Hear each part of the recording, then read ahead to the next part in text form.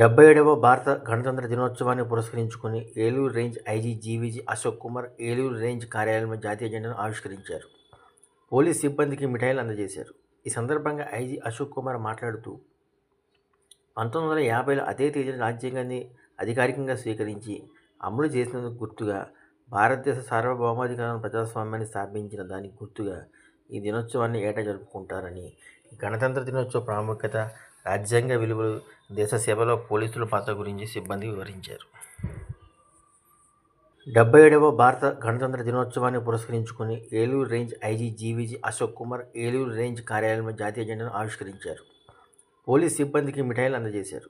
ఈ సందర్భంగా ఐజీ అశోక్ కుమార్ మాట్లాడుతూ 1950లో అదే తేదీన రాజ్యాంగాన్ని అధికారికంగా స్వీకరించి అమలు చేసినందుకు గుర్తుగా భారతదేశ సార్వభౌమాధికారం ప్రజాస్వామ్యాన్ని స్థాపించిన దానికి గుర్తుగా ఈ దినోత్సవాన్ని ఏటా జరుపుకుంటారని, గణతంత్ర దినోత్సవ ప్రాముఖ్యత, రాజ్యాంగ విలువలు, దేశ సేవలో పోలీసుల పాత్ర గురించి సిబ్బంది వివరించారు. 77వ భారత గణతంత్ర దినోత్సవాన్ని పురస్కరించుకుని Eluru range IG GVG Ashok Kumar Eluru range కార్యాలయంలో జాతీయ జెండాను ఆవిష్కరించారు. పోలీస్ సిబ్బందికి మిఠాయిలు అందజేశారు.